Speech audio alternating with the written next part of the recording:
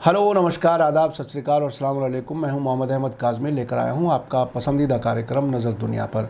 America के president जो Biden के ज़रिए रूस के प्रेसिडेंट व्लादिमीर पुतिन को हत्यारा बताए जाने पर अब एक बड़ा रिएक्शन तुर्की के लीडर रजब तैयब अर्दगान की तरफ से आया है। उन्होंने कहा है कि बाइडन के लिए प्रेसिडेंट रहते हुए ऐसा बयान देना गैर मुनासिब है। अब से पहले व्लादिमीर पुतिन भी बाइडन के बारे में कह चुके हैं कि किसी को समझने में पूरी ज़िंदगी खर्च हो जाती है। पुतिन ने जो बाइडन को, जो कि 78 साल के हैं, के लिए अच्छी सेहत की दुआ भी की है। लेकिन इसी बीच वाशिंगटन से खबर है कि जो बाइडन हवाई जहाज़ की सीढ़ियों पर चढ़ते हुए कुछ ही सेकंड में 3 बार लड़खड़ाकर गिर गए हैं। अब उनकी सेहत पर सवाल उठने लगे हैं।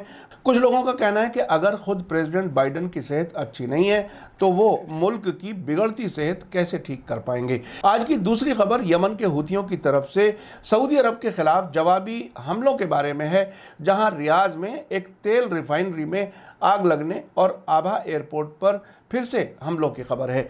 और आखिर में हम बताएंगे कि दुनिया में एक ऐसा मुल्क है जहां एक बाहिजाब लेडी मुल्क की प्रेसिडेंट बनी है। आखिर तक ज़रूर देखें। आगे बढ़ने से पहले आपसे गुजारिश है कि अगर आपने अभी तक media star world YouTube channel subscribe नहीं किया है तो सब्सक्राइब कर लें और घंटी दबाना ना भूलें। और अगर आप हमें फेसबुक पर देख रहे हैं तो हमारे पेज को लाइक करें ताकि हमारी हर वीडियो की खबर आपको सही वक्त पर मिल सके। अगर हमारी खबर सच्ची और अच्छी लगे तो अपने व्हाट्सएप ग्रुप, फेसबुक, इंस्टाग्राम और ट्विटर अकाउंट पर ज़रूर शेयर करें ताकि मीडिया स्टार वर्ल्ड की खबरें दुनिया भर तक पहुँच सकें। आज की बड़ी खबर यह है कि तुर्की के प्रेसिडेंट रजब तैयब अर्दगान ने कहा है कि अमेरिकी प्रेसिडेंट जो बाइडन की तरफ से रूस के प्रेसिडेंट व्लादिमीर पुतिन के बारे में हत्यारा कहा जाना काबिल कबूल नहीं है और एक प्रेसिडेंट के ज़रिए ये कहा जाना मुनासिब नहीं है। इससे पहले वेडनेसडे को ABC टेलीविज़न पर गुड मॉर्निंग अमेरिका प्रोग्राम के लिए इंटरव्यू के दौरान बाइडन से जब ये पूछा गया कि क्या वे पुतिन को हत्यारा समझते हैं तो उन्होंने कहा था, हाँ, मैं समझता हूँ। इसके बाद अमेरिका और रूस के दरमियान ताल्लुकात में कड़वाहट बढ़ गई और रूस ने अपने एम्बेसडर को अमेरिका से वापस बुला लिया। उसके बाद पुतिन ने बाइडन के ज़रिए फ़ोन कॉल के दौरान ये कहे जाने पर कि वो उन्हें पहले से जानते हैं, चुटकी लेते हुए कहा कि किसी को जानने के लिए पूरी ज़िंदगी लग जाती है। तुर्की के प्रेसिडेंट रजब तैयब अर्दगान ने इस्तांबुल में जुमे की नमाज के बाद अखबार वालों से बात करते हुए कहा कि पुतिन ने बहुत ही स्मार्ट और बेहतरीन दर्जे का रिएक्शन दिया है। उन्होंने कहा कि बाइडन का पुतिन के बारे में हत्यारा कहा जाना एक मुल्क के प्रेसिडेंट के ओहदे पर मौजूद इंसान के लिए मुनासिब नहीं है। अल जज़ीरा ने कहा है कि तुर्की और अमेरिका नाटो के मेंबर हैं, फिर भी बाइडन ने प्रेसिडेंट बनने के बाद अभी तक तुर्की के प्रेसिडेंट रजब तैयब अर्दगान को फ़ोन करके बात नहीं की है। पुतिन ने थर्सडे को अमेरिकी प्रेसिडेंट बाइडन का मजाक उड़ाया जिसमें एक रूसी मुहावरे का इस्तेमाल किया गया, जिसका ट्रांसलेशन तकरीबन ये होता है कि एक इंसान को समझने में ज़िंदगी लग जाती है। पुतिन ने 78 साल के जो बाइडन की अच्छी सेहत की दुआ भी की। पुतिन ने कहा, मैं इसे मजाक के तौर पर नहीं कह रहा हूँ। बाइडन ने 2019 के आखिर में एक इंटरव्यू के दौरान रजब तैयब अर्दगान को ऑटोक्रेट यानी बेलगाम हुक्मरां कहा था। इस बात को तुर्की में आज भी याद रखा जाता है। अब से पहले वाशिंगटन से ऐसी खबरें आ चुकी हैं कि जो बाइडन तुर्की के प्रेसिडेंट के बारे में अच्छा ख्याल नहीं रखते। जब जनवरी के शुरू में अमेरिका में सरकार बदलने से पहले डोनाल्ड ट्रंप ने रूस के S-400 मिसाइल डिफेंस सिस्टम खरीदने के लिए तुर्की के खिलाफ पाबंदियों का ऐलान किया था, तब अर्दगान ने कहा था कि वो जो बाइडन के प्रेसिडेंट बनने का इंतज़ार करेंगे। तुर्की के प्रेसिडेंट अर्दगान ने रूस के प्रेसिडेंट व्लादिमीर पुतिन की ऐसे वक्त में तारीफ़ की है जबकि सीरिया जंग के मामले में उनके नज़रियाती इख्तलाफ रहे हैं। दोनों मुल्कों ने सीरिया में अलग अलग खेमों को मदद की है। अर्दगान ने प्रेसिडेंट बशार अल असद के मुखालिफ दाइश और अल नुसरा फ्रंट जैसे टेररिस्ट ग्रुप्स की मदद की थी, जबकि रूस ने बशार अल असद की हुकूमत की मदद की है। दाइश के खिलाफ जंग में रूस ने सीरिया, हिजबुल्लाह और ईरान के साथ मिलकर अहम रोल अदा किया है। इसी बीच मॉस्को से खबर है कि प्रेसिडेंट व्लादिमीर पुतिन ने कोरोना महामारी, इलाकाई जंगों और दूसरे मामलात पर बात करने के लिए अगले कुछ दिनों में बाइडन के साथ टेलीफोन पर बात करने की पेशकश की है और मशवरा दिया है कि ये बातचीत आम लोगों के लिए खुली होनी चाहिए। मॉस्को के प्रेसिडेंट हाउस, जिसे क्रेमलिन कहा जाता है, ने कहा है कि पुतिन का बाइडन के साथ फोन पर बात करने का प्रपोजल दोतरफा ताल्लुकात को पूरी तरह से टूटने से रोकने के लिए है। साथ ही कहा गया है कि बात की पेशकश की गई है और अगर इसका अमेरिका की तरफ से पॉजिटिव जवाब नहीं आया तो इसका मतलब होगा कि बाइडन बातचीत नहीं चाहते। पुतिन ने कहा है कि रूस अब भी अमेरिका के साथ कोऑपरेट करेगा जहां वो मॉस्को के इंटरेस्ट में होगा। साथ ही उन्होंने कहा कि अमेरिका में बहुत सारे ईमानदार और अच्छे लोग रूस के साथ अमन और दोस्ती करना चाहते हैं। अभी रूस के प्रेसिडेंट व्लादिमीर पुतिन ने जो बाइडन की सेहत के लिए दुआ की थी कि अमेरिका से एक बड़ी खबर आ रही है कि बाइडन हवाई जहाज की सीढ़ी पर चढ़ते हुए कुछ ही सेकंड के अंदर 3 बार लड़खड़ाकर गिर गए, जिसके बाद वहां उनकी सेहत के बारे में सवाल उठ रहे हैं और अमेरिकी समाज में ये फिक्र पैदा हो गई है कि जब वे खुद लड़खड़ा रहे हैं तो लड़खड़ाते हुए अमेरिका को कैसे संभालेंगे। अमेरिकी हिस्ट्री में सबसे बूढ़े प्रेसिडेंट 78 साल के जो बाइडन जॉर्जिया स्टेट के अटलांटा शहर के दौरे पर जाने के लिए जब मैरीलैंड के एंड्रयूज छावनी में एयरफोर्स 1 हवाई जहाज पर सवार होने के लिए सीढ़ी चढ़ रहे थे तो कुछ सेकंड के अंदर 3 बार उनका पैर लड़खड़ाया और वे गिर पड़े। वे वाइस प्रेसिडेंट कमला हैरिस के साथ अटलांटा शहर के अमेरिकी एशियाई मूल के लीडर्स से मिलने जा रहे थे। आपको याद दिला दूं कि इससे पहले दिसंबर में बाइडन का पैर उस वक्त टूट गया था जब वे अपने पालतू कुत्ते के साथ खेल रहे थे। बाइडन के गिरने की वायरल हुई वीडियो में वे जहाज की सीढ़ियां चढ़ते वक्त लड़खड़ाते नजर आ रहे हैं। वीडियो में देखा जा सकता है कि प्रेसिडेंट जहाज की सीढ़ियों पर 3 बार गिरे। हालांकि ये खैरियत रही कि उन्हें कोई चोट नहीं आई।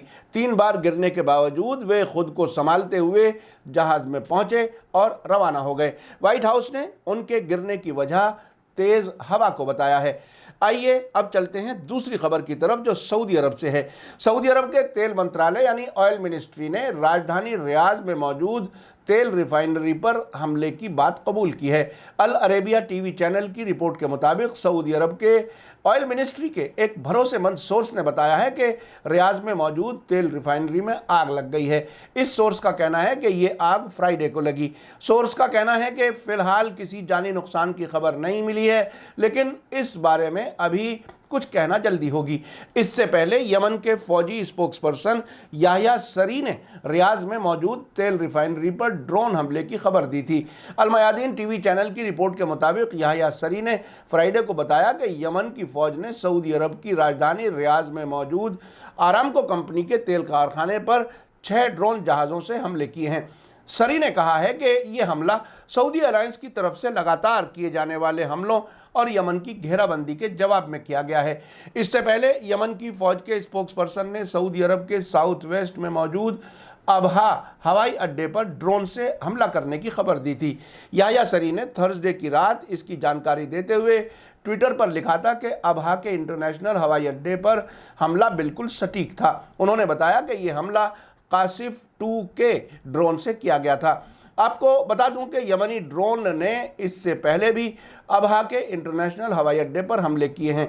ये वही हवाई अड्डा है जहां से सऊदी अरब की लीडरशिप में बने अलायंस के जंगी जहाज उड़ानें भरकर यमन पर हमले करते रहते हैं। इसी बीच यमन के हूती अंसारुल्लाह ने सऊदी अलायंस से अगले 2 दिनों के अंदर सभी यमनी जहाज़ों को रिहा करने के लिए कहा है, जो यमनी लोगों के खिलाफ एक परमानेंट नाकेबंदी को ख़त्म करने के लिए पहला कदम होगा।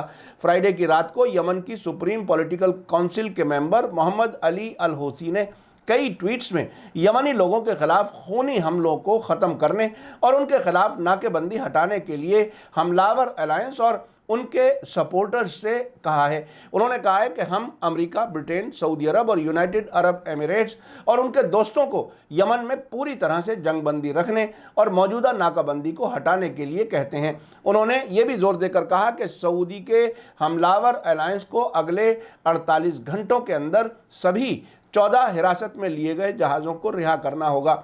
मार्च 2015 के बाद से सऊदी अरब उसके इलाके के दोस्त मुल्कों के मदद से यमन के खिलाफ फौजी हमले कर रहा है और इस जंग में अपने वेस्टर्न मुल्क दोस्तों से मिल रहे हथियारों का इस्तेमाल कर रहा है।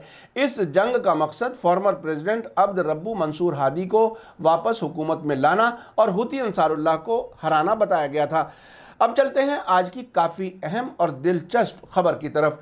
अफ्रीका के मुल्क तंजानिया, जहां हाल ही में प्रेसिडेंट जॉन मगफूली की मौत हुई है, वहां दुनिया की पहली हिजाब वाली खातून बनी सुलूह हसन प्रेसिडेंट बनी हैं। तंजानिया के अखबार द सिटीजन के मुताबिक सामिया सुलूह हसन ने फ्राइडे को प्रेसिडेंट का ओहदा संभाल लिया। वे जॉन मगफूली की मौत के बाद उनकी हुकूमत की बाकी मुद्दत 2025 तक तंजानिया की प्रेसिडेंट रहेंगी। अफ्रीका में वे पहली खातून प्रेसिडेंट हैं। 2015 से सामिया सुलूह हसन तंजानिया में वाइस प्रेसिडेंट के ओहदे पर काम कर रही हैं। वे पिछले 20 वर्षों से एक्टिव पॉलिटिक्स में रही हैं। उन्होंने प्रेसिडेंट का ओहदा संभालने के बाद मुल्क के सभी लोगों के दरमियान इत्तेहाद की अपील की है। आपको याद दिला दूं कि वेडनेसडे को तंजानिया के 61 बरस की उम्र में प्रेसिडेंट जॉन मगफूली की मौत हो गई थी। आपने देखा कि अमेरिका के प्रेसिडेंट जो बाइडन रूस के प्रेसिडेंट व्लादिमीर पुतिन को हत्यारा कह रहे हैं।